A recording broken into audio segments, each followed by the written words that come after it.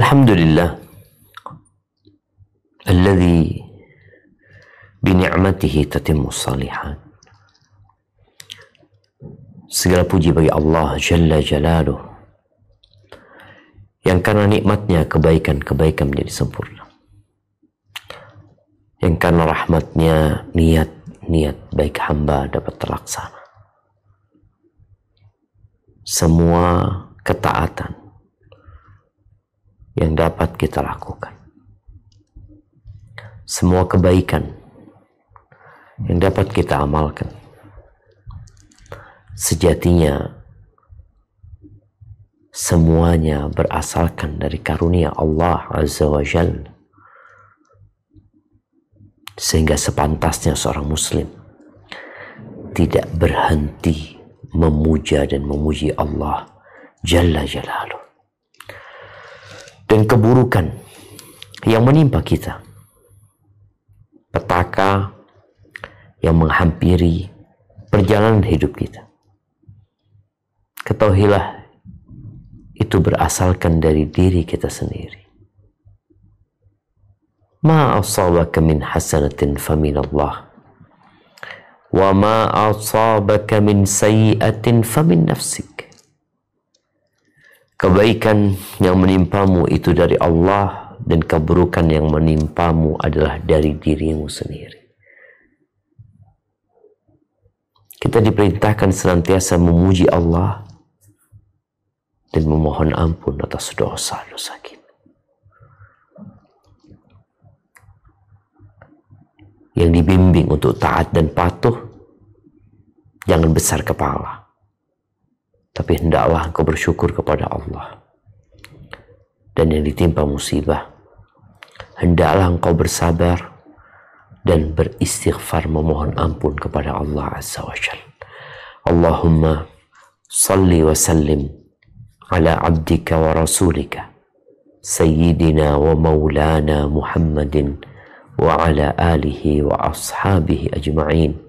Ya Allah, semoga salawat dan salam, berkah dan nikmat senantiasa engkau curahkan untuk hamba kekasih-Mu, untuk baginda Nabi kita Muhammad alaihi salatu wassalam, untuk keluarga beliau, untuk istri-istri beliau, untuk putra-putri beliau, dan untuk seluruh sahabat Nabi.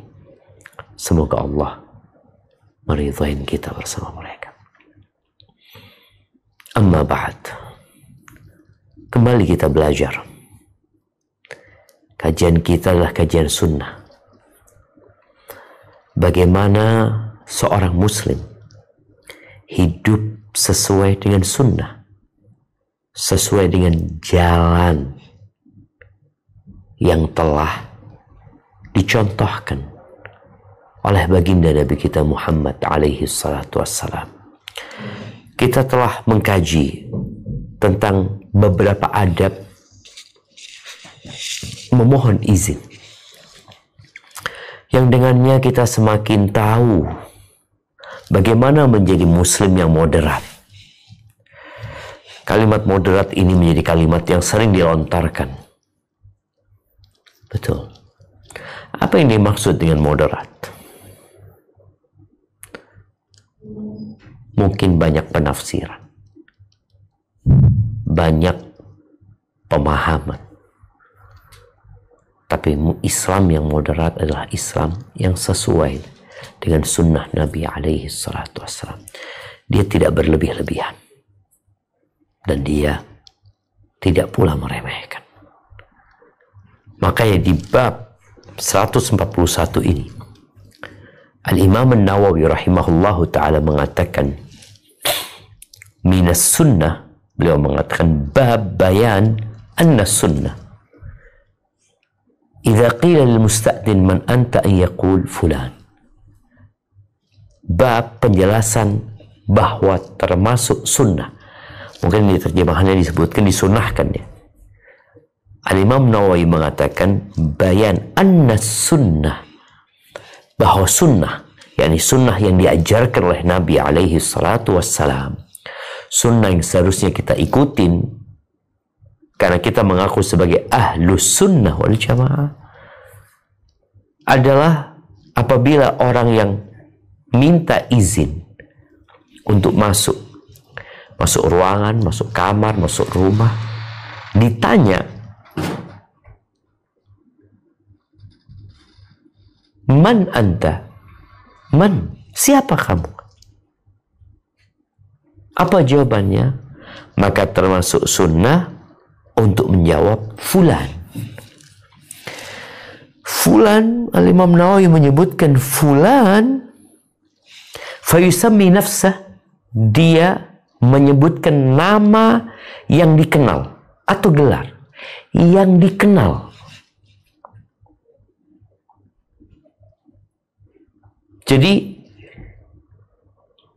jangan kalau ditanya man, ana Abdullah, ana Muhammad umpamanya.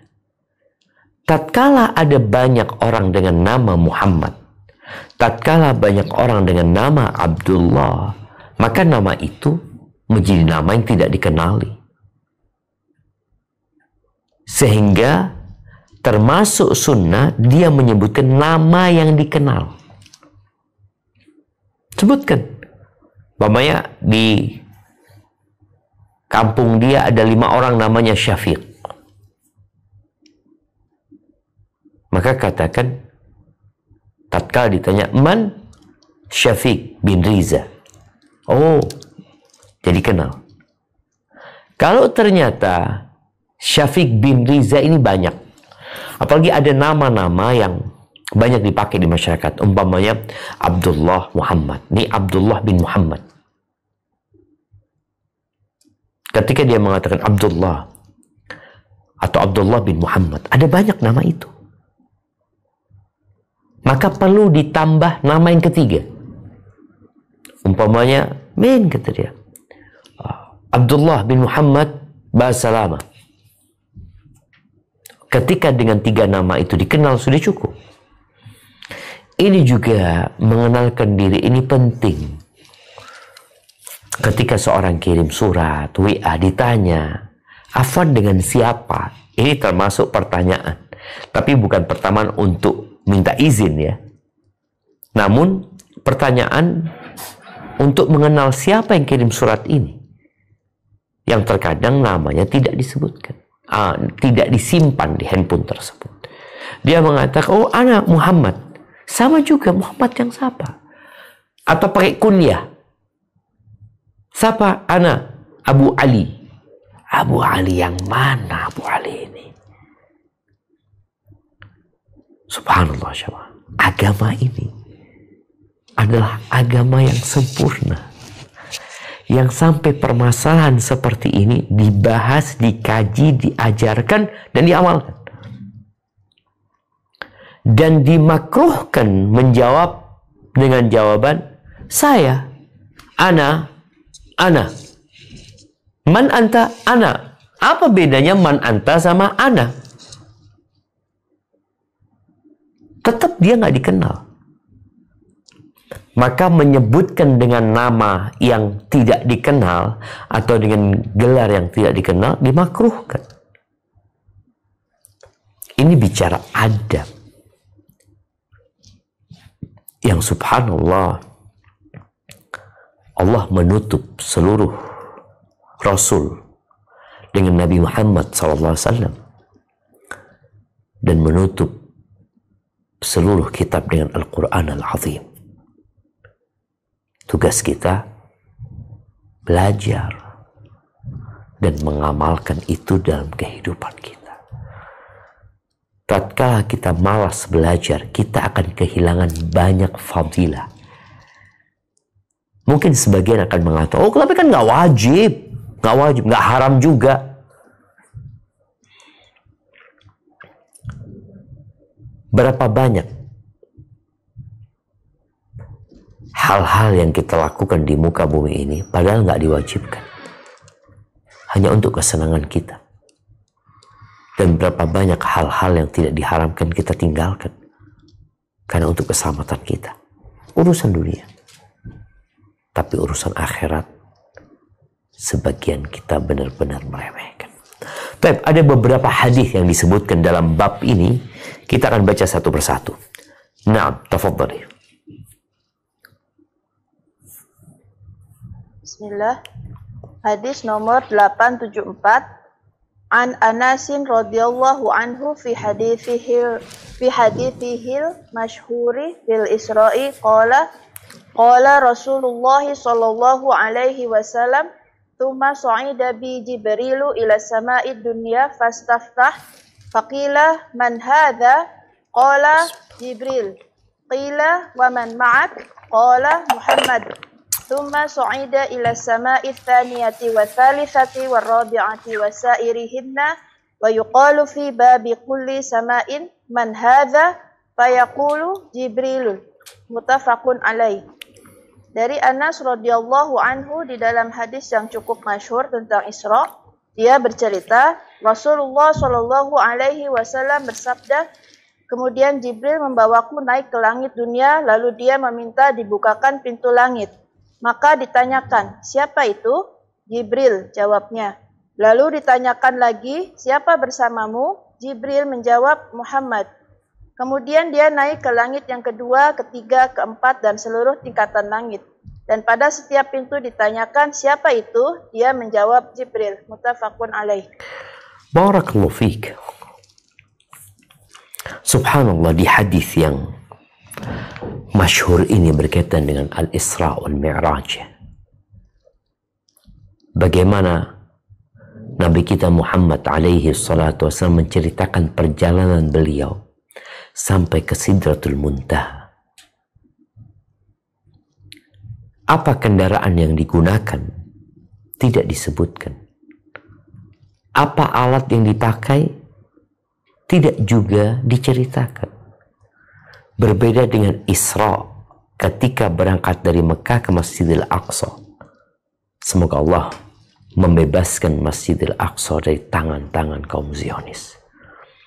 Dari Masjidil Aqsa menuju ke Sidratul Muntaha pakai apa? Wallahu a'lam. Yang jelas naik. Ketika sampai ke langit dunia, Jibril meminta untuk dibukakan.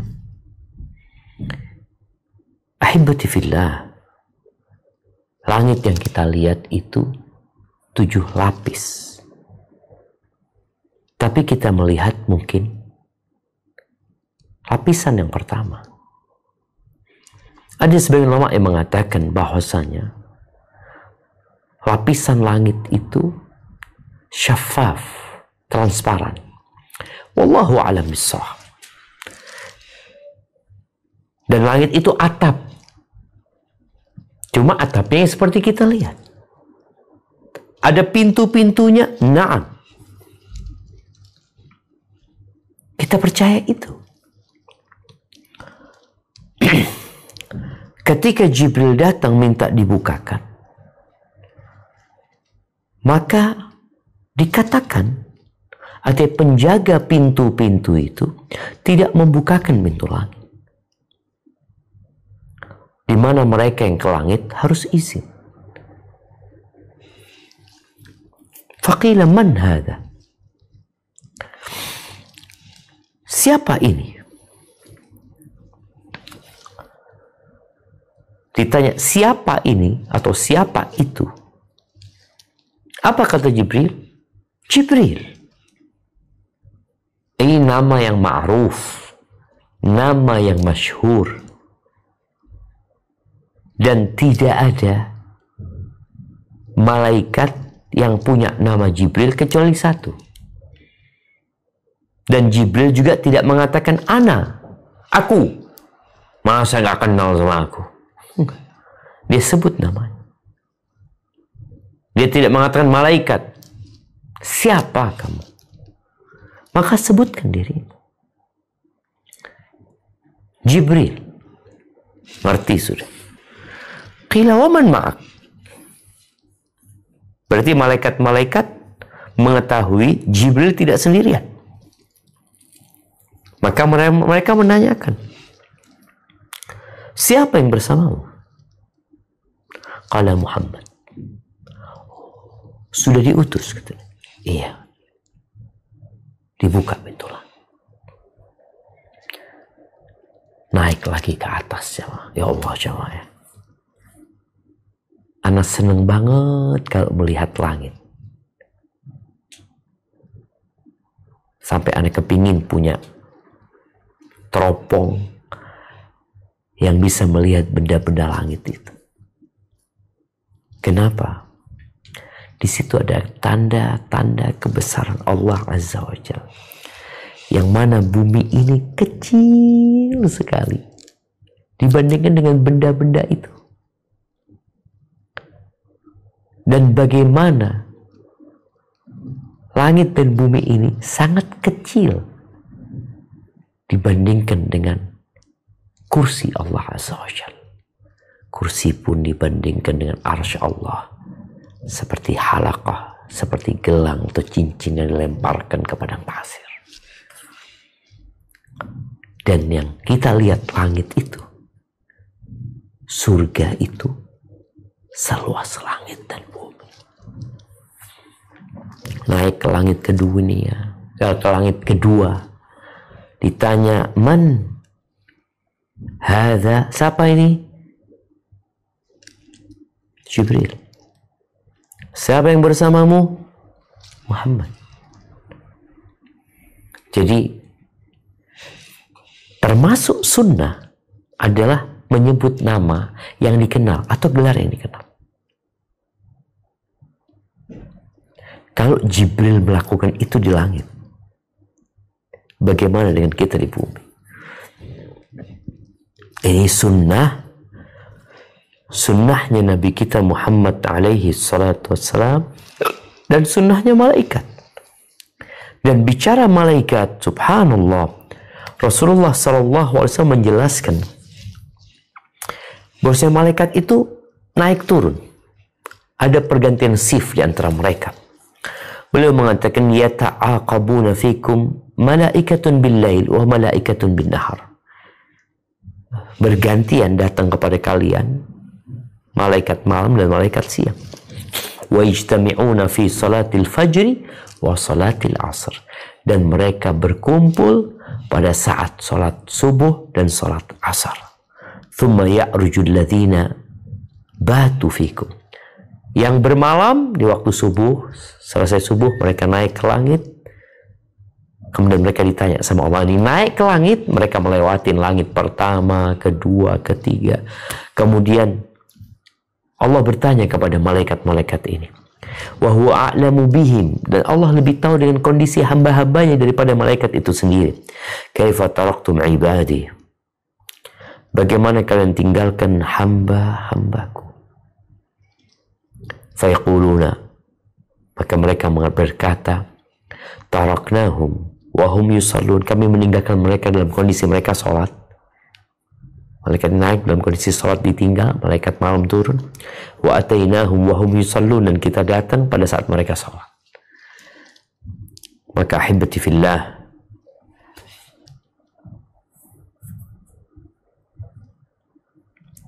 seorang hamba hendaklah merendahkan diri. Tidak perlu dia bersombong dan membesarkan dirinya, sedangkan dia adalah makhluk yang kecil sekali. Jibril aja seperti itu adab. Baik, kita lanjutkan ke hadis kedua di bab ini. Bismillahirrahmanirrahim. Hadis nomor 875.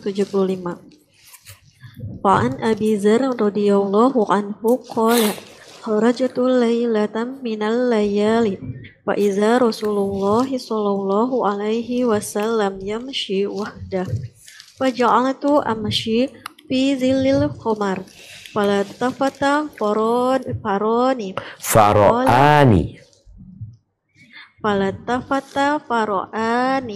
faqala man haza faqultu Abu Dzar, muttafaq alaih. Dari Abu Dzar radhiyallahu anhu, dia bercerita, pada suatu malam aku pernah keluar. Ternyata Rasulullah shallallahu alaihi wasallam tengah berjalan sendiri. Lalu aku berjalan di bawah naungan sinar rembulan. Lalu beliau menoleh kepadaku dan melihatku. Maka beliau bertanya, siapa itu? Aku lantas menjawab, Abu Dzar, muttafaq alaih. Barakallahu fiik. Kita lihat ya, bagaimana sosok Abu Dzar berjalan sendirian di malam hari. Tahu-tahu dia melihat Rasulullah SAW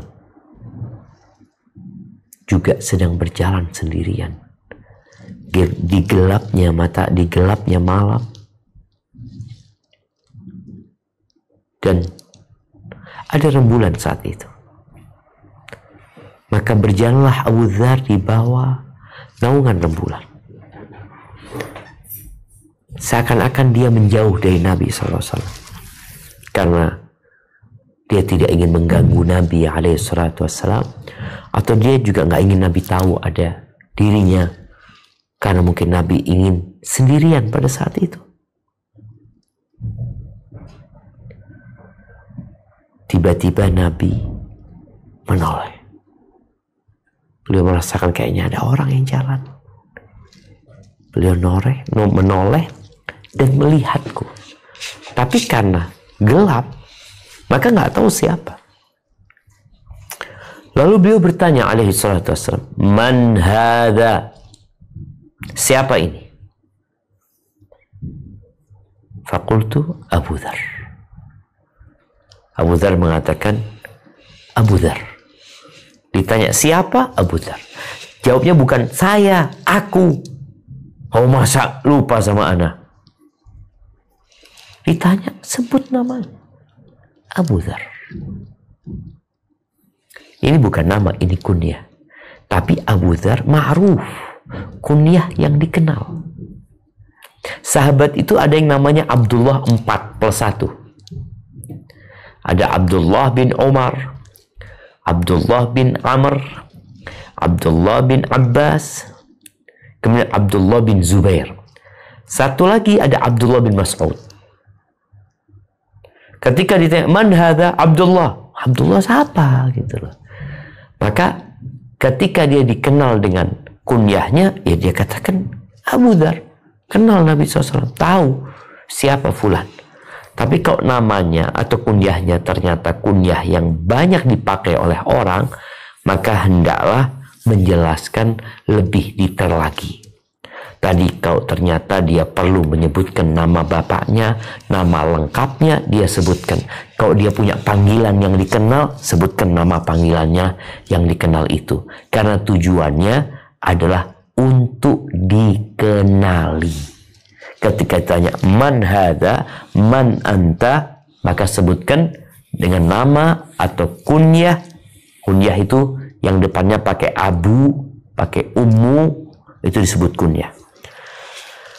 Baik, hadis ketiga, tafadhali. Bismillahirrahmanirrahim. Hadis nomor 876.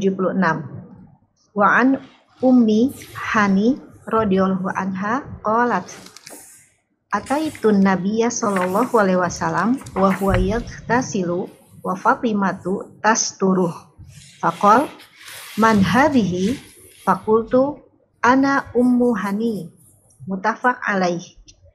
Dari Ummu Hani radhiyallahu anha, dia bercerita, aku pernah mendatangi Nabi sallallahu alaihi wasallam yang ketika itu beliau tengah mandi, sedang Fatimah menutupinya.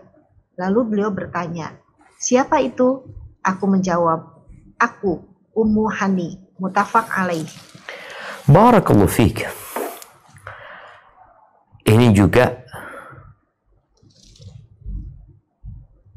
salah satu cerita yang terjadi di masa Nabi alaihi salatu wassalam, di mana Ummu Hani ini namanya Fakhita binti Abi Thalib. Ummu Hani itu kunyahnya. Dia ini saudarinya Ali bin Abi Thalib. sepupunya Nabi Muhammad alaihi salatu wassalam. Ini peristiwa terjadi di tahun ke-8 Hijriah. Saat Rasulullah sallallahu alaihi wasallam menaklukkan kota Makkah. Kemudian beliau mandi. Pada saat beliau mandi, Fatimah yang menutupinya. Subhanallah ya. Ini menunjukkan bahwa di masa itu ya tidak semua rumah memiliki kamar mandi. Kadangkala ada kamar mandi yang tidak ada pintunya, sehingga perlu ditutupi. Ini Fatimah menutupi. Boleh jadi di belakang ayahnya mandi, dia menutupinya. Karena takut ada orang masuk, orang ngelihat Nabi sedang mandi SAW.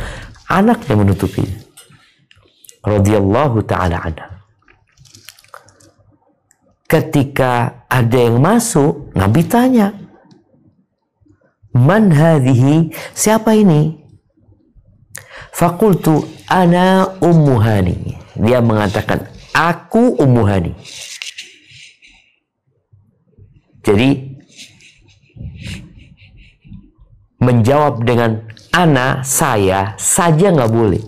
Tapi kalau mengatakan aku fulan, aku fulana, diperbolehkan.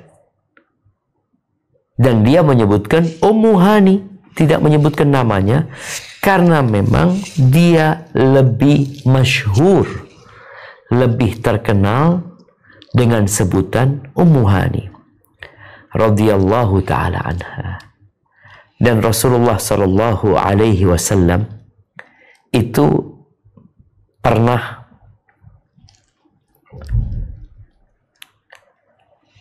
melamar Ummu Hani.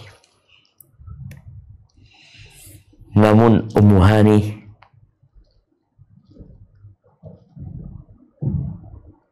meminta maaf dengan Nabi SAW karena dia sudah berumur ya. Dia juga mengatakan dia punya anak banyak ya. Dia takut nggak bisa berkhidmat kepada Nabi alaihi salatu wassalam. Wa radhiyallahu ta'ala anha. Jadi boleh mengatakan aku fulan atau aku fulana. Nah, tafadhal, dilanjutkan.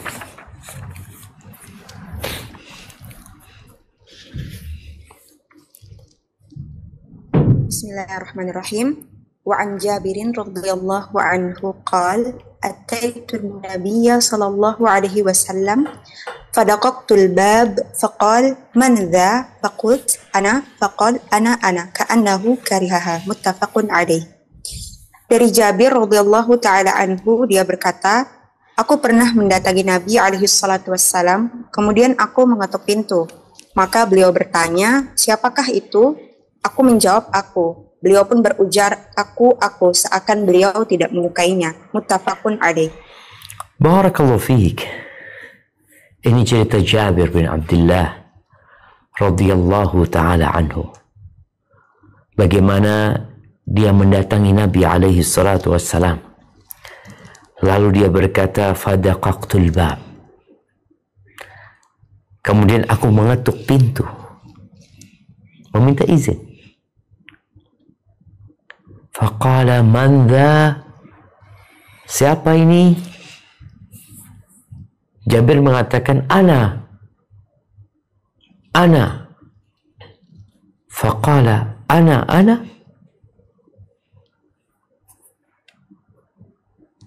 Ka'annahu kariha. Ketika Jabir mengatakan ana, Nabi ngulangin ucapan Jabir, ana siapa gitu loh maksudnya. Seakan-akan Nabi membenci hal itu, tidak menyukai hal itu. Karena memang kalimat ana adalah kalimat yang umum, tidak menunjukkan kepada seseorang. Sedangkan Nabi ingin mengetahui alaihi salatu wassalam, siapa yang mengetuk pintu ini. Kalau dijawab ana, berarti tetap nggak tahu. Loh, ana ini siapa? Semua orang kalau menamakan dirinya, ya ana. Maka Nabi tidak menyukai hal itu. Ini menjadi pelajaran buat kita semuanya, agar tatkala kita ditanya siapa, engkau sebutkan nama. Ya, jangan sampai ketika menyebutkan tentang dirimu, engkau tambahin gelar-gelar yang tidak dibutuhkan.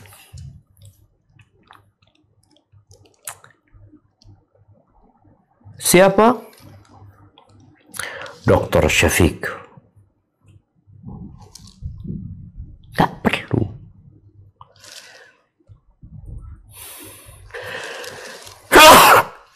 Alhamdulillah.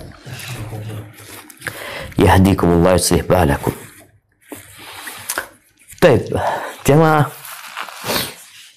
kita akan masuk ke bab baru yang ada kaitannya dengan bersin. Apa yang seharusnya dilakukan seseorang ketika bersin, dan bagi orang yang mendengar orang bersin. Barakallahu fiik. Nah, silakan.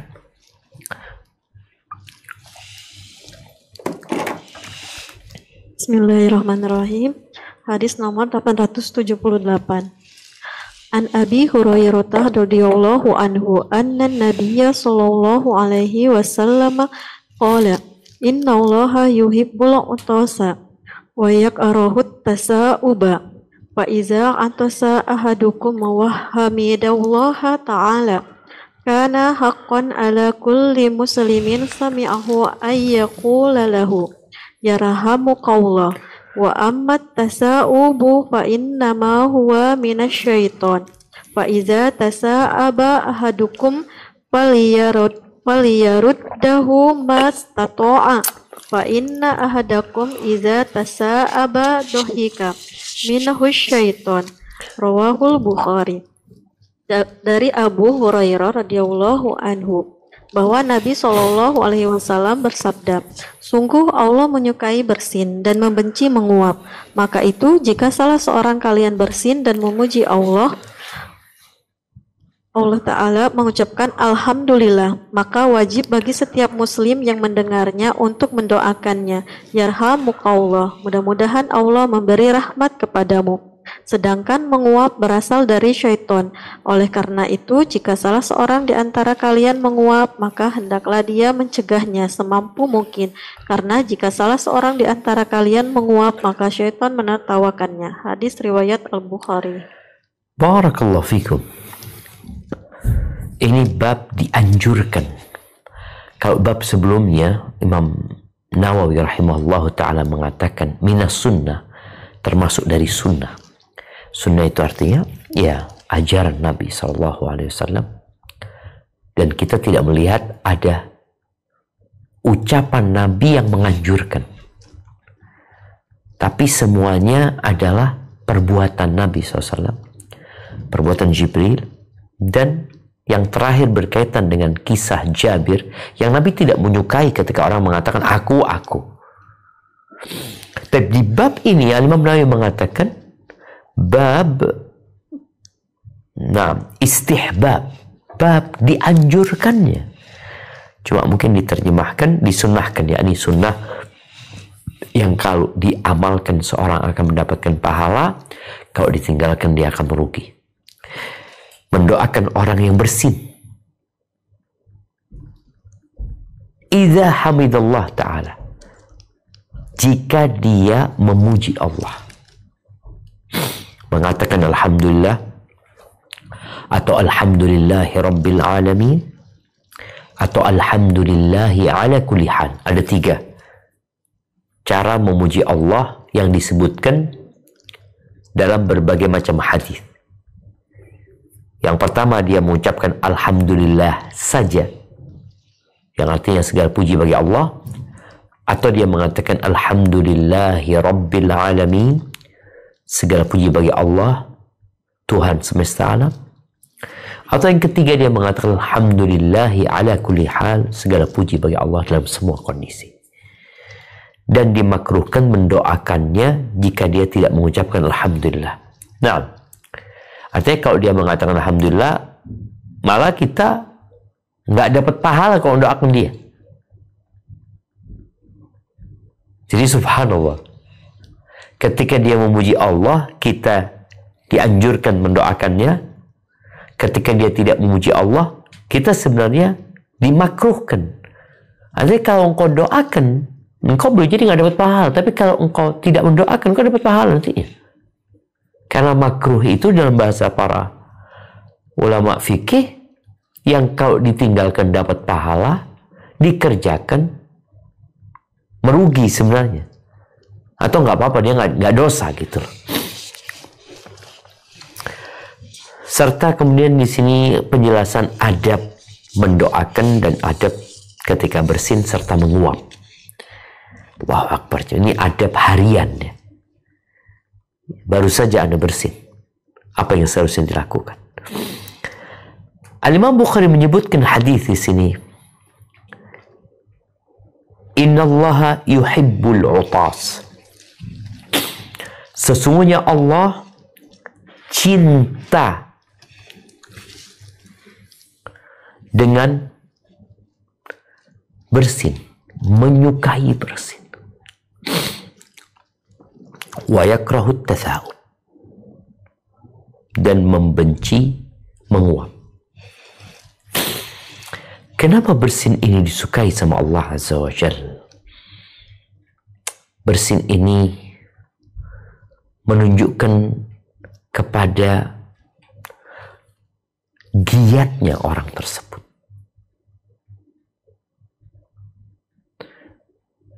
Berbeda dengan menguap yang menunjukkan sedang malas, ya, sedang ngantuk, bawaannya mau tidur. Kalau bersin gimana mau tidur ya? Walaupun kita tahu ada bersin yang karena sakit nantinya. Tapi bersin secara umum adalah nikmat dari Allah Azza wa Jalla. Bahkan bersin itu mengeluarkan berbagai macam bakteri-bakteri. Dan orang kalau sakit kemudian nggak bersin-bersin, biasanya tambah sakit. Ketika bersin, plong jadinya.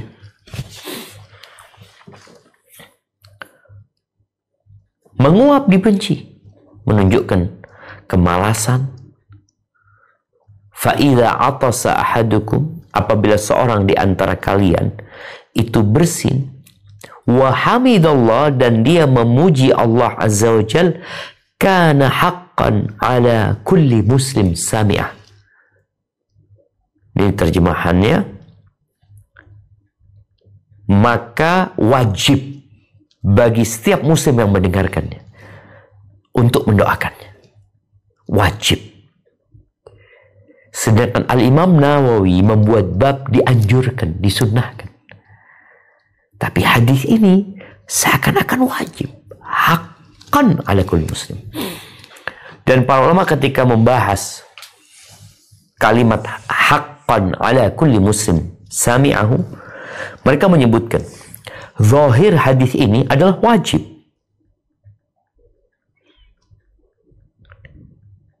Kemudian apakah wajib mendoakan itu menjadi fardu ain atau fardu kifayah? Artinya kalau fardu ain semua yang mendengar wajib, atau fardu kifayah kalau sudah ada yang mendoakan, yang lainnya nggak wajib. Maka keluar dari khilaf, seorang muslim hendaklah berusaha untuk mendoakan. Sudah engkau dengar, doakan. Orang hadis yang mengatakan kana haqqan ala kulli muslimin sami'ahu, untuk setiap muslim yang mendengarnya hendaklah dia mendoakan dia. Yang mendengarnya, yang tidak mendengar ya enggak. Yang mendengarnya hendaklah mengatakan yarhamukallah. Adapun menguap, kenapa dibenci? Fa innahu minasyaitan, disebutkan itu termasuk dari syaitan, termasuk dari godaan syaitan, bisikan syaitan, kerjaan syaitan. Syaitan menyukai hal itu. Ketika sesuatu disukai syaitan, ya Allah membencinya. Karena syaitan nggak ingin manusia itu bersungguh-sungguh dalam beribadah. Kajian, menguap. Dan subhanallah, menguap itu menular, kata jamaah. Wallahu alam. Kita kalau ngelihat ya, kita kalau kumpul sama orang yang sama-sama sebenarnya yang satu nggak ngantuk, tapi di sebelahnya menguap. Akhirnya orang yang di sebelahnya ikut nguap. Ini dari setan gitu. Sampai dulu diceritakan kalau seorang mau mencuri sebuah tempat yang dijaga,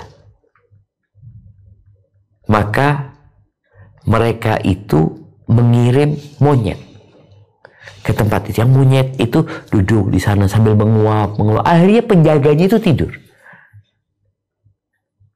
ikut ngantuk. Maka hal itu dibenci.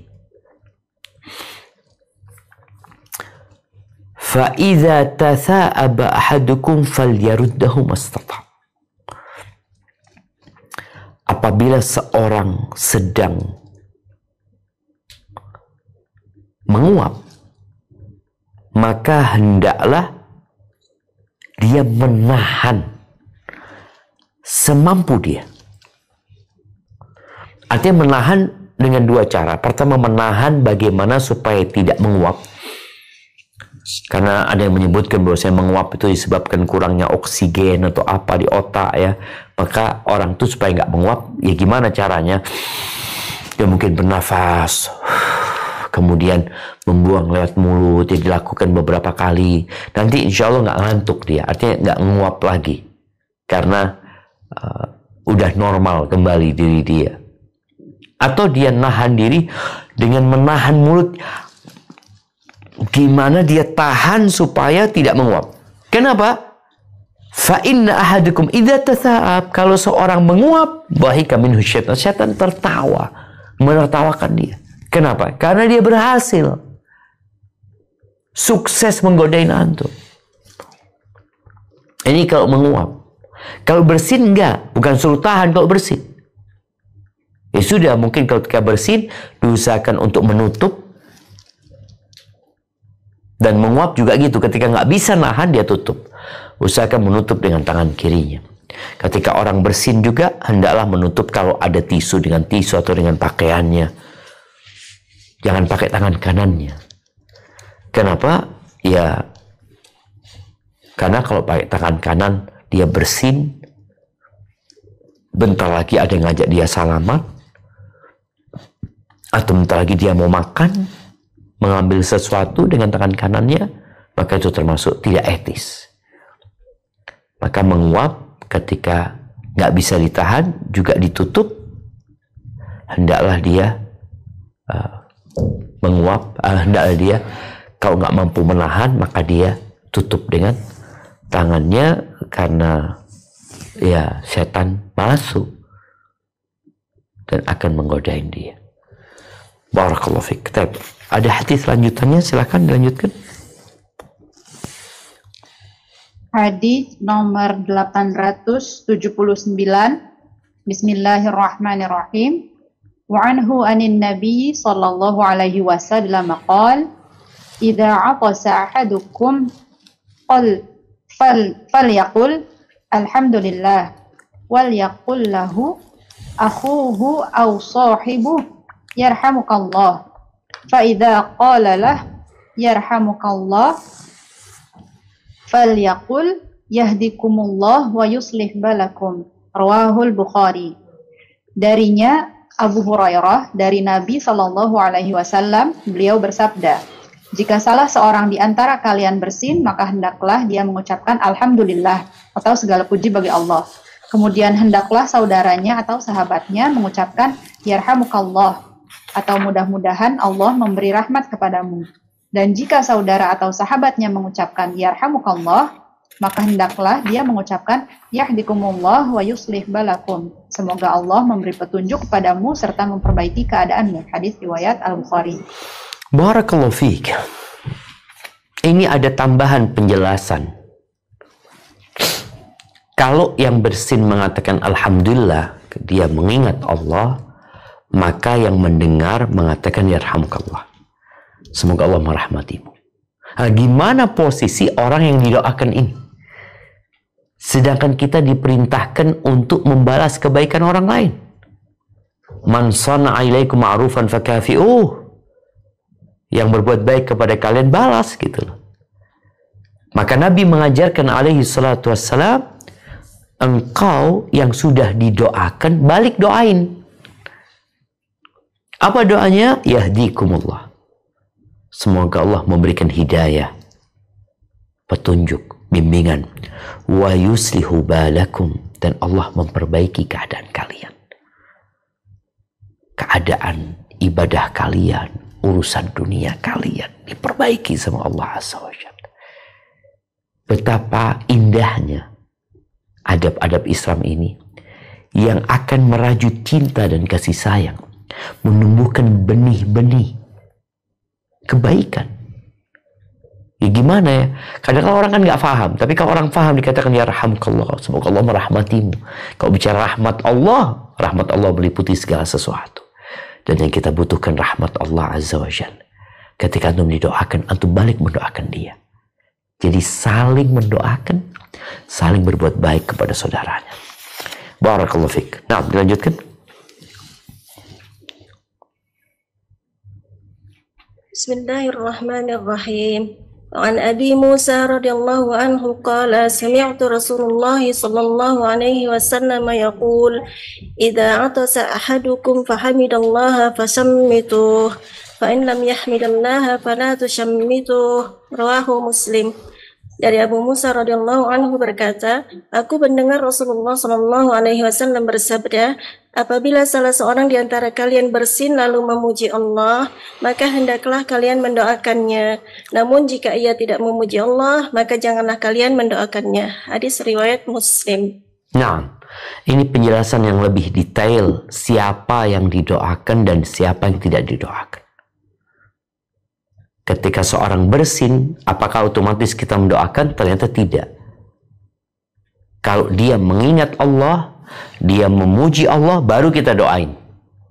Kalau dia tidak memuji Allah, ya nggak perlu didoain.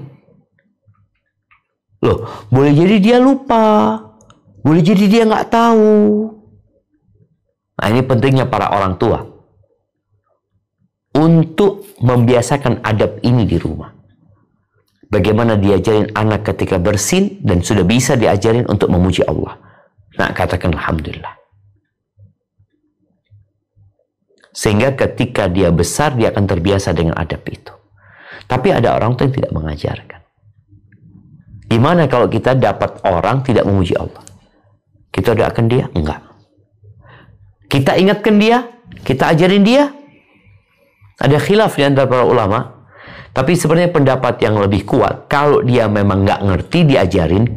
Kalau dia ngerti tapi dia tidak melakukan yang sunnah yang dianjurkan, ya nggak perlu didoakan dan tidak perlu diingatkan. Apa dalilnya? Hadis yang selanjutnya. Nah, silakan dibaca.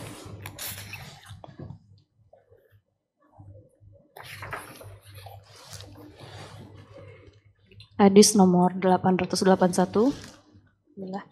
Wa an Anas radhiyallahu anhu qala atasa rajulani 'inda an-nabi sallallahu alaihi wasallam fashammata ahadahuma wa lam yushammitil akhar faqala alladhina lam yushammithu faqala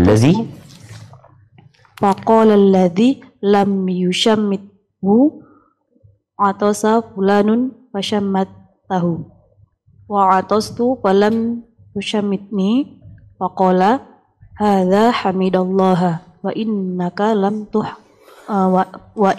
lam tahmadillah. Muttafaq alaih. Dari Anas radhiyallahu anhu, dia bercerita, ada dua orang yang bersin di dekat Nabi SAW. Lalu beliau mendoakan salah seorang dari keduanya dan tidak mendoakan lainnya. Lantas orang yang tidak didoakan itu bertanya, si fulan bersin dan engkau mendoakannya, dan aku bersin tetapi engkau tidak mendoakanku. Maka beliau bersabda, orang ini memanjatkan pujian kepada Allah Subhanahu wa Ta'ala, sedangkan engkau tidak memanjatkan pujian kepada Allah. Muttafaq alaih. Subhanallah jemaah. Bagaimana sahabat itu tanya, kenapa engkau doakan dia, engkau gak doakan aku gitu loh. Dia pikir Nabi SAW pilih kasih. Ternyata Nabi jelaskan. Penyebabnya engkau lupa sama Allah sehingga engkau pantas dilupakan. Fulan ingat sama Allah maka didoakan. Dan Nabi tidak mengingatkan orang itu. Ini menunjukkan bahwasanya kalau ada orang yang bersin dan tidak memuji Allah, ya kita nggak perlu mengingatkan dia. Dia seharusnya belajar. Tapi kalau memang orang itu baru hijrah, orang itu baru masuk Islam, yang memang belum mengerti, ya tugas kita mengingatkan. Atau mengajarin adab nih. Sampaikan adab ini. Sampaikan bahwasanya Allah cinta dengan bersin. Seharusnya kau memuji Allah karena dikasih bersin sama Allah Azza wa Jalla. Barakallahu fiik. Baik, hadis selanjutnya.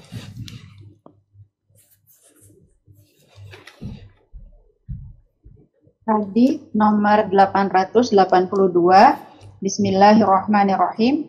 Wa an Abi Hurairah radhiyallahu anhu qala kana Rasulullah sallallahu alaihi wasallam idza 'atasa wada'a yadahu aw thawbahu 'ala fihi wa khafadha aw ghadda biha sautahu syakka rawi rawahu Abu Dawud wa Tirmidzi wa qala haditsun hasan sahih. Dari Abu Hurairah radhiyallahu anhu, dia bercerita, jika Rasulullah Shallallahu alaihi wasallam bersin, maka beliau meletakkan tangannya atau bajunya ke mulut beliau seraya merendahkan atau menundukkan suaranya. Perawi merasa ragu. Diriwayatkan oleh Abu Dawud dan At-Tirmidzi. At-Tirmidzi pun mengatakan hadis ini hasan sahih. Barakallahu fiik.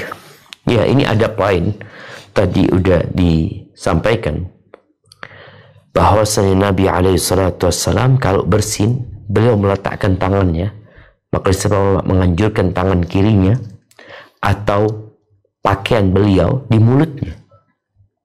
Tadi untuk menghindari keluarnya butiran-butiran apa ya, lembab yang dari mulutnya. Boleh jadi situ ada bakteri, ada penyakit.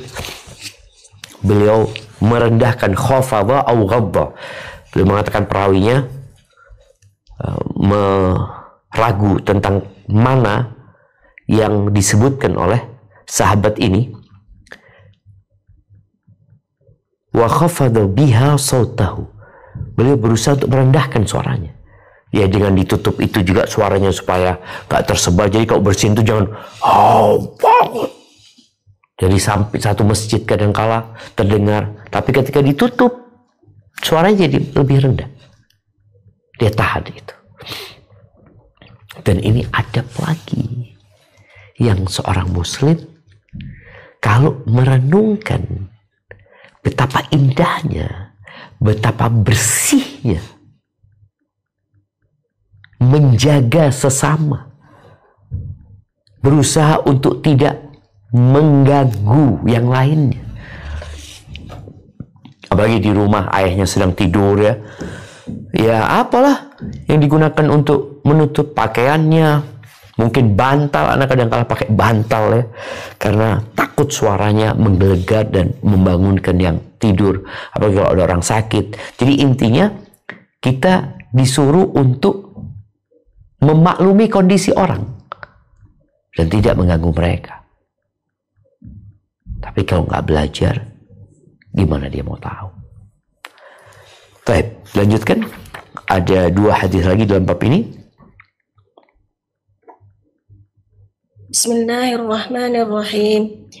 وعن أبي موسى رضي الله عنه قال كان اليهود يتعاطسون عند رسول الله صلى الله عليه وسلم يرجون أن يقول لهم يرحمكم الله ويقول يهديكم الله ويصلح بالكم رواه أبو داود والترمذي وقال حديث حسن صحيح.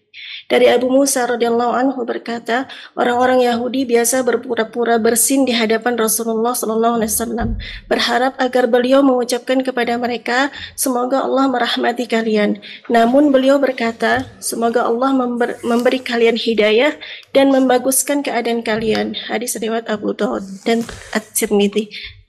Ya, hadis ini menjadi bukti kalau orang-orang Yahudi sejatinya mengakui Nabi Muhammad adalah utusan Allah sallallahu alaihi wasallam.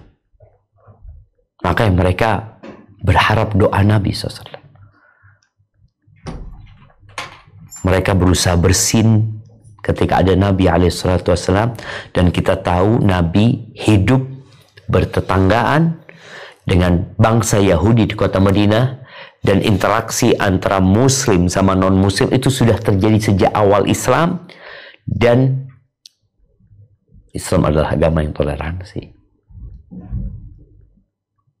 Loh, kenapa nggak didoakan rahmat? Rahmat itu buat orang yang beriman. Ini orang belum beriman, didoakan dapat hidayah. Maka kita tidak mendoakan mereka, ya rahmukallah, engkau butuh hidayah. Maka Nabi mendoakan mereka, didoakan Yahudi supaya dapat hidayah. Yahdikumullah wa yuslihu balakum. Semoga Allah memperbaiki urusan kalian. Jadi kalian gak jadi orang yang pengecut, gak jadi orang yang pengkhianat, gak jadi orang yang sombong, yang menolak kebenaran. Artinya ini doa supaya mereka masuk Islam. Tapi kok rahmat gak? Mereka perlu didoakan untuk mendapatkan hidayah. Inilah toleransi. Jadi kalau bicara toleransi, jangan ngajarin umat Islam toleransi. Tapi kita yang seharusnya belajar dari umat Islam toleransi.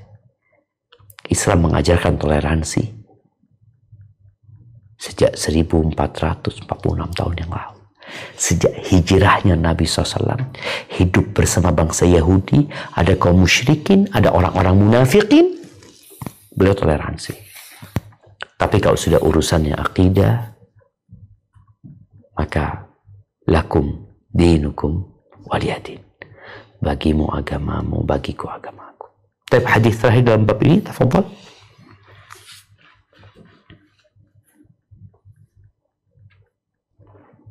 Yes, nomor 884. Bismillahirrahmanirrahim.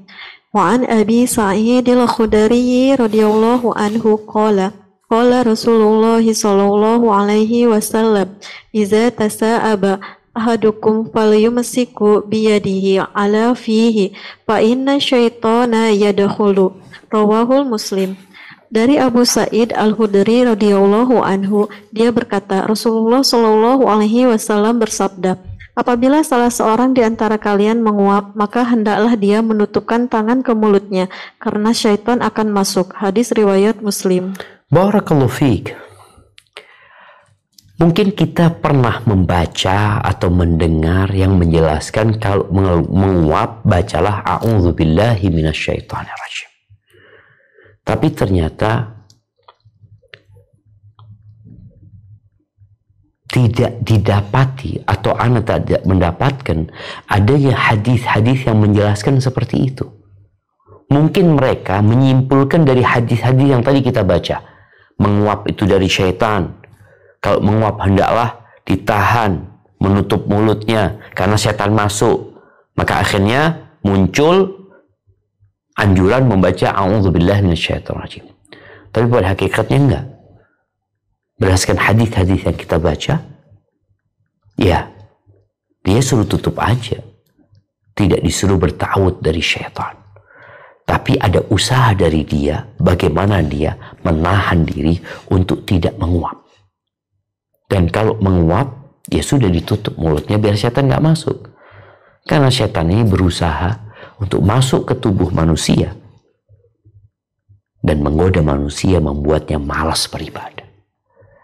Barakallahu fiik, itu mungkin beberapa adab yang berkaitan dengan meminta izin, kemudian bab yang berkaitan dengan bersin dan menguap. Semoga kita bisa mengamalkannya dalam kehidupan ini.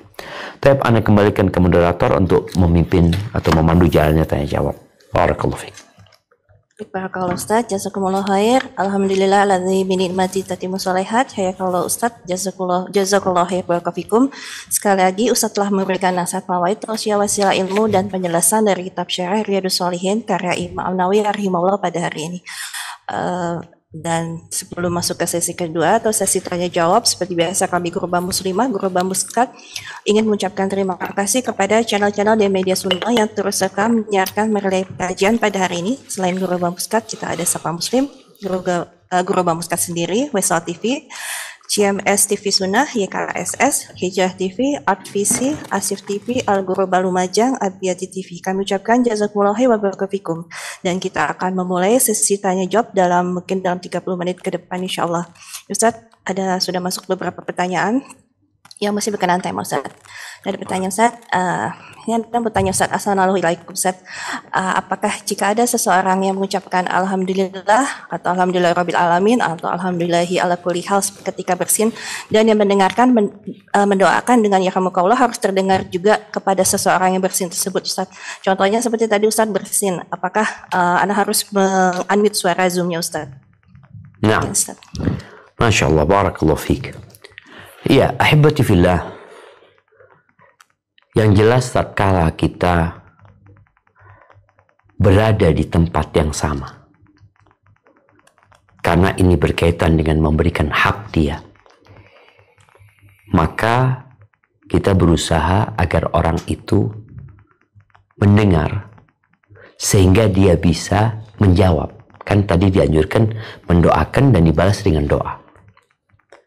Tapi kalau posisinya kadangkala orang bersinnya keras, sehingga bersinnya itu terdengar dari jarak yang jauh, dan di sana ada yang dekat yang sudah mendoakan, maka mungkin yang jauh tidak perlu berteriak untuk memperdengarkan.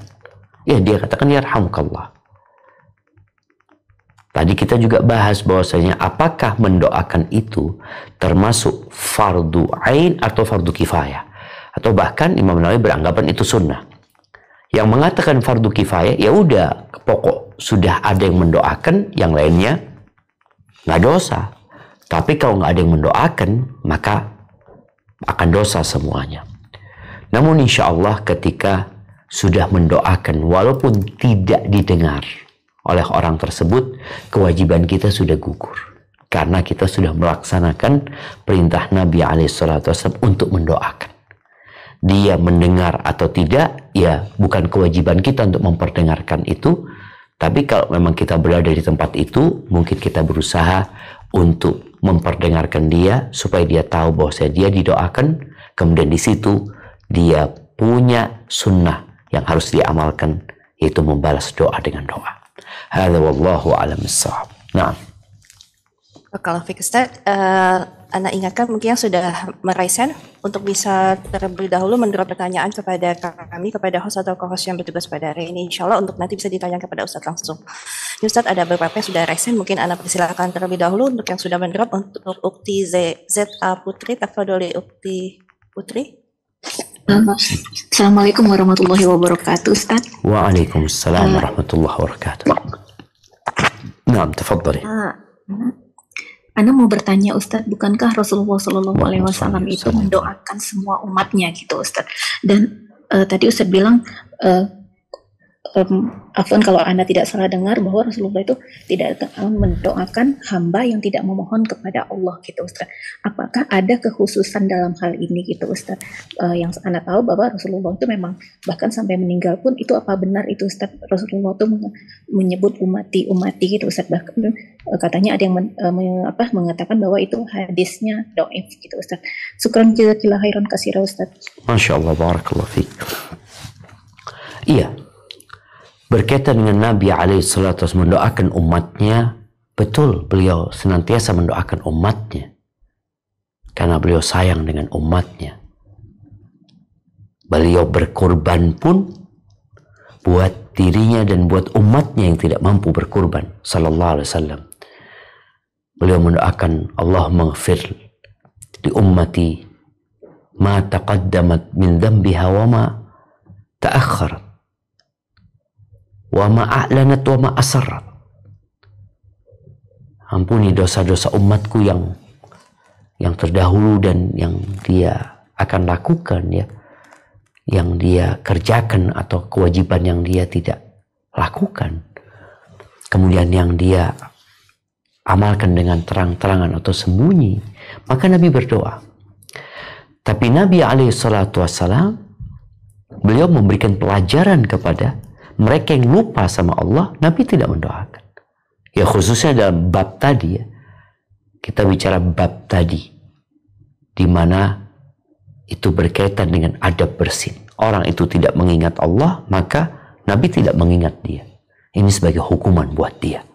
Dan kita tahu Nabi SAW menegakkan hukum Allah, merajam wanita yang berzina, laki-laki yang berzina, mendera lelaki yang minum khamar. Jadi ada kondisi orang-orang yang didoakan, ada kondisi orang-orang yang dikasih sayang, ada kondisi orang-orang yang diberi hukuman oleh Nabi SAW, dan semuanya mengikuti syariat Allah Azza wa Jal, mengikuti aturan Allah SWT. Ya, berkaitan dengan hadis ummati, wallahu a'lam bissawab, ya. Kalau itu sebelum meninggal Nabi SAW, Anda nggak tahu hadisnya, tapi ada kondisi lain di mana Nabi SAW menangis, ya, ketika beliau sedang sholat malam, kemudian diutus malaikat Jibril. Nabi ditanya, kenapa engkau menangis? Dia mengatakan dia memikirkan umatnya. Maka katakan kepada Muhammad SAW, inna sanurdika fi ummatika, kami akan membuatmu senang dalam urusan umatmu. Namun ternyata pada hari kiamat ada umat-umat Nabi yang tidak bisa mendekat kepada Nabi SAW. Di telaga Nabi mengatakan, ana faratukum fil haud, aku menanti kalian di telaga. Di telaga aku nanti kalian. Tapi Nabi menjelaskan alaihissalatu, jangan sampai, ya, kalian dihalangi dari mendekat ke telagaku, karena kelak pada hari kiamat ada orang-orang yang mau mendekat ke telagaku yang mereka ketahuan umat Nabi SAW dari bekas wudhu mereka, lalu sama malaikat dihalau seperti orang-orang menghalau unta-unta yang tersesat kalau mau minum di telaga mereka. Lalu Nabi mengatakan, ummati, ummati, umatku, kata Nabi, ini padang mahsyar. Lalu para malaikat mengatakan, innaka la tadri ma ahdatsu ba'dak, engkau tidak tahu apa yang lakukan umatmu setelah engkau meninggal dunia. Hadza wallahu a'lam bissawab. Na'am. Barakallahu fiik Ustaz, semoga dapat dipahami khususnya sudah bertanya. Tafadhali mungkin Ukti Evi bisa membarukan pertanyaan, membacakan pertanyaan dari jamaah Zoom. Jazakallah khair, Utias. Assalamualaikum warahmatullahi wabarakatuh. Waalaikumsalam warahmatullahi wabarakatuh. Nah, ya, ini ada titipan pertanyaan Ustaz, perihal bersin. Bila mana ia bersin berkali-kali dalam satu waktu lebih dari satu kali, misalnya dia bersin berkali-kali seperti dia kondisi alergi terhadap sesuatu, terus dia bersin lebih dari satu kali. Bagaimana adabnya? Apakah harus mengucapkan alhamdulillah setiap kali bersin? Dan bagaimana adab orang yang di sekitarnya? Apakah mendoakannya? Yang kedua, Afwan Ustaz, yang kedua, kalau ia menguap terus dia memakai cadar, apakah ia tetap wajib menutup mulutnya dengan tangannya? Jazakumullah khairan Ustaz. Barakallahu fiik. Iya, ahibati fillah. Kalau bicara orang yang bersin, maka dia tetap memuji Allah Azza wa Jalla. Tapi setelah 3 kali dia bersin, kita masih mendoakan dia di yang ketiga kali. Ketika di yang keempat, kita tidak lagi mendoakan dia. Nabi SAW mengatakan hadza mazkum, mengatakan ini orang sedang sakit gitu loh, sedang flu gitu loh. Ya kalau orang sakit ya mungkin didoakan bagaimana Allah menyembuhkan penyakitnya. Tapi kalau doa yarhamukallah itu di beberapa riwayat disebutkan hanya sampai 3 kali. Tapi orang yang bersin tetap dia memuji Allah Azza wa Jal, disebabkan orang kalau ketahan yang nggak bisa bersin dia pun akan sakit. Itu ya sebagai bentuk dia memuji Allah atas nikmatnya yang Allah berikan kepadanya. Tapi di sisi lain dia dalam kondisi yang sakit. Baik, adapun bagi wanita yang bercadar, yang pertama tadi udah dibahas ya, bahwasanya ketika menguap maka hendaklah dia menahan untuk tidak menguap. Baik menahan dengan cara tadi dia melakukan sesuatu agar dia tidak menguap, atau ketika dia menguap ditahan, bukan dilepas mulutnya karena setan masuk. Lalu apakah dia yang bercadar ini menutup mulutnya? Kayaknya sepertinya wallahu a'lam bishawab tetap menutup mulutnya.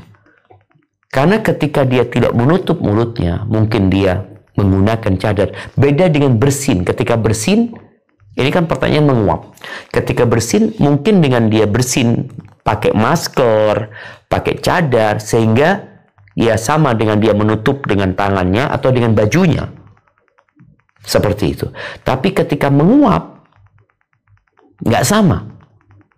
Karena ketika dia menguap, Nabi SAW menyebutkan bahwasanya setan bisa masuk ketika itu, maka hendaklah dia dengan cadarnya itu tetap dia menutup dengan tangannya. Hadza wallahu a'lam bishawab. Naam. Barakallahu fiik, Ustaz. Masih ada pertanyaan untuk dari jamaah yang sudah raisin, tafadhali untuk Ummu Muhammad bisa bertanya kepada Ustaz langsung. Assalamualaikum warahmatullahi wabarakatuh, Ustaz. Waalaikumsalam warahmatullahi wabarakatuh.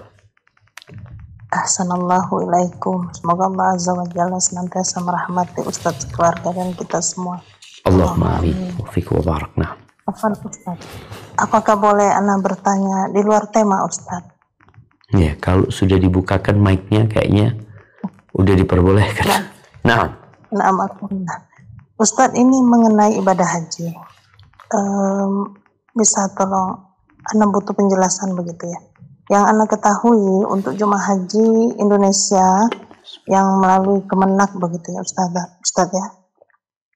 Pada tanggal 8 Zulhijjah itu kan tidak melakukan tarwiyah begitu ya Ustaz ya. No. Sementara untuk yang anak ketahui secara sunnah itu melakukan. Apakah Rasulullah SAW melakukan yang 8 Zulhijjah itu atau tidak? Kankah jika kita melakukan ibadah yang tidak sesuai dengan tuntunan Rasulullah SAW, maka itu akan tertolak. Mohon penjelasannya Ustadz. Dan juga adakah travel ini untuk ikut gitu kan? Maksudnya nanti dari Kemenak itu, tetapi di sananya kita ikut di sunnah begitu Ustadz. Ada rekomendasinya? Jazakumullah khairan wa barakallahu fiik ya Ustadz. Assalamualaikum warahmatullahi wabarakatuh. Iya, berkaitan dengan haji. Haji ini rukun Islam yang diwajibkan bagi yang mampu. Dan Rasul sallallahu alaihi wasallam beliau memerintahkan kepada para sahabatnya, lita'khudhu anni manasikakum. Hendaklah kalian mengambil dari aku tata cara ibadah haji kalian. Kalau pertanyaannya, apakah Nabi SAW melakukan tarwiyah? Naam. Beliau melakukan tarwiyah. Tapi para ulama membahas apakah tarwiyah ini wajib atau sunnah. Jumhur ulama berpendapat disunnahkan. Karena boleh jadi ada orang-orang yang tidak tarwiyah pada saat itu dan tidak diwajibkan untuk membayar denda. Tapi demi kesempurnaan, seharusnya orang yang haji ini bukan hanya menginginkan sahnya ibadah mereka. Seperti sholat. Ada orang sholat yang penting sah. Tapi ada orang sholat, ya aku ingin pahala, kalau bisa dapat pahala 10, kenapa aku cukup 5 mamanya. Ya aku kepingin dapat 6, 7, 8, 9, 10.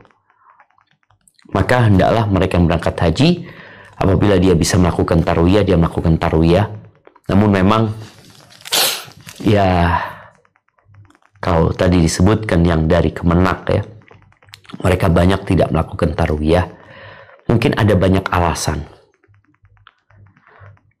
Di antara alasannya, kalau mereka harus memindah jemaah haji dengan jumlah 200.000 jemaah atau 220.000 menuju ke Mina, dari Mina ke Arafah, yang Arafah merupakan puncak dari ibadah haji, yaitu rukunnya ibadah haji itu Arafah, maka dikhawatirkan ada jamaah yang nggak bisa sampai ke Arafah pada waktu itu, sehingga mereka melakukan pemindahan jemaah haji ke Arafah sejak tanggal 8 atau malam 9, sehingga dipastikan jemaah haji itu benar-benar berada di Arafah karena itu rukun haji. Itu mungkin kalau bicara dari sisi keamanan jemaah. Ya, mereka mungkin juga nggak mau repot dan itu, wallahu a'lam bishawab. Tapi intinya mereka yang tidak melakukan tarwiyah tidak sampai hajinya tidak sah, karena memang di ibadah haji ini ada yang rukun, ada yang wajib, ada yang sunnah. Apa perbedaan rukun dengan wajib? Rukun ini harus dikerjakan dan tidak bisa diganti. Sedangkan wajib kalau ditinggalkan karena adanya halangan, maka hajinya tetap sah tapi dia wajib mengganti.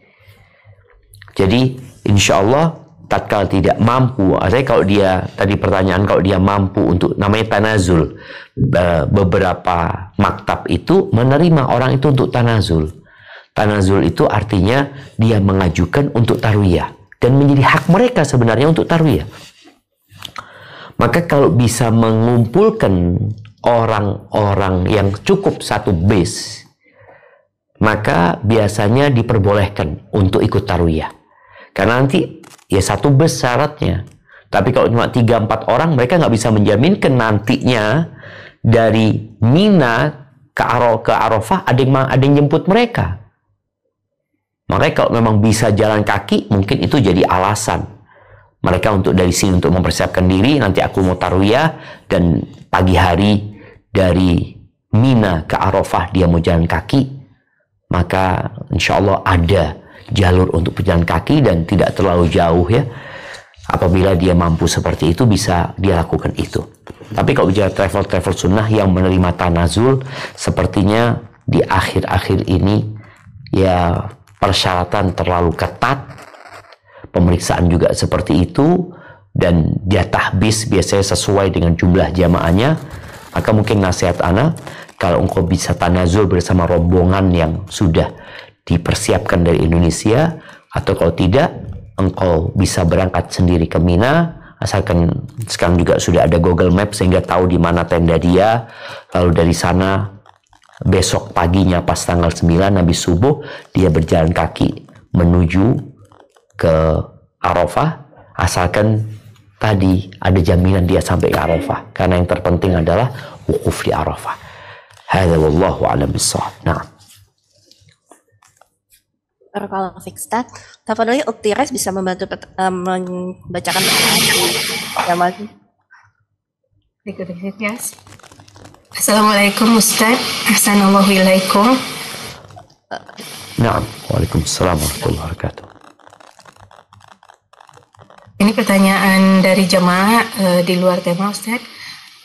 Bila anak perempuan ingin kuliah umum dan ada ikhtilat, apakah boleh orang tua mengizinkan dengan niat menyenangkan anak, walaupun orang tua inginnya anak kuliah ilmu agama? Apakah masih dibolehkan Ustadz? Bagaimana cara mengurangi kemudaratan dan fitnah bagi anak nantinya? Jazakallahu khairan. Barakallahu fiik. Barakallahu fiik, ahibati fillah. Allah Azza wa Jalla mengatakan, ya ayyuhalladzina amanu qu anfusakum wa ahlikum nara. Wahai orang-orang beriman, jagalah diri kalian dan keluarga kalian dari api neraka.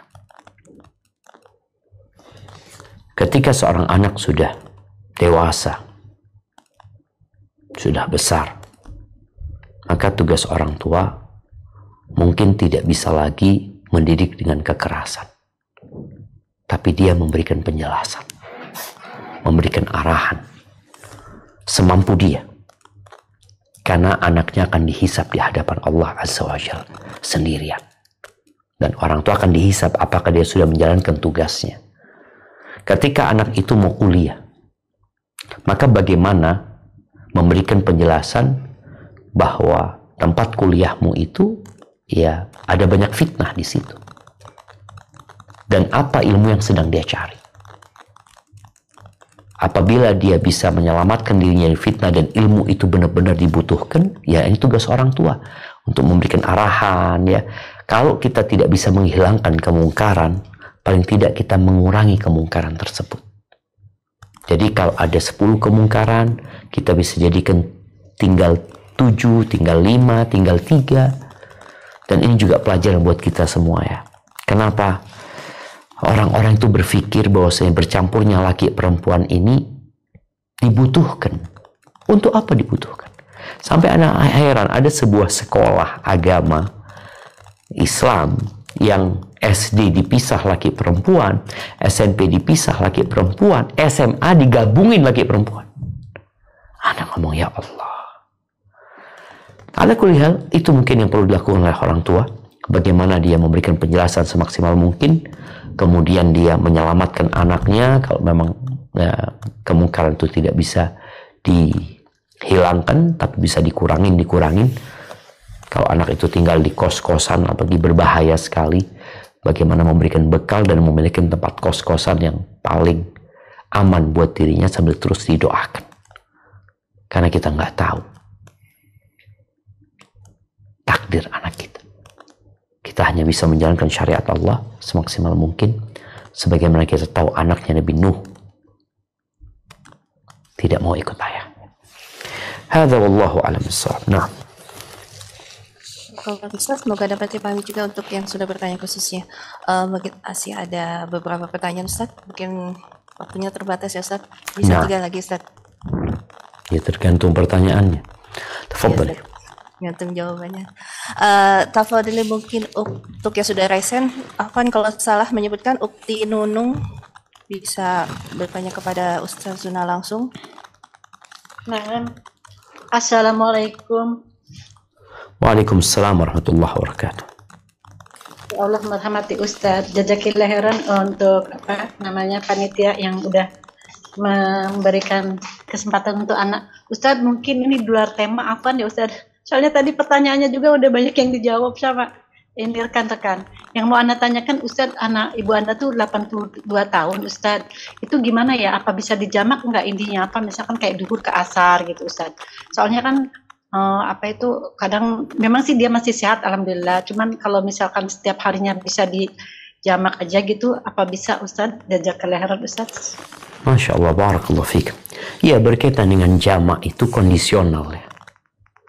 Kondisional. Jadi kalau memang dia nggak mungkin melaksanakan sholat di waktunya, mungkin bisa melakukan jamak jamak di akhir waktu. Jadi sholat duhurnya diakhirkan sebelum waktu asar, sehingga sholat duhurnya tetap di waktu zuhur. Umpamanya kalau asar itu jam 3, mungkin dia sholat duhurnya jam 3 kurang 15 menit atau 3 kurang 10 menit. Kemudian setelah itu dia nunggu sebentar, lalu dia sholat asar di waktunya. Itu mungkin bisa seperti itu. Tapi kalau memang tidak memungkinkan karena dia kondisinya sudah tua, membutuhkan bantuan orang lain untuk beribadah, mungkin dia jamak, insya Allah nggak masalah. Tapi tatkala dia mampu untuk tidak menjamak, maka jangan dijamak. Jadi kondisional sebenarnya. Dan Islam tidak datang untuk memberatkan ya, tapi jangan pula kita menggampang-gampangkan dalam beribadah. Hadza wallahu a'lam bissawab. Nah. Kalau Ustaz, tafadhali untuk Ukti Mary bisa unmute dan bertanya kepada Ustaz langsung juga. Ukti Mary yang sudah resen. Assalamualaikum warahmatullahi wabarakatuh Ustaz. Waalaikumsalam warahmatullahi wabarakatuh. Nah, tafadhali. Hukumnya bersin kalau tidak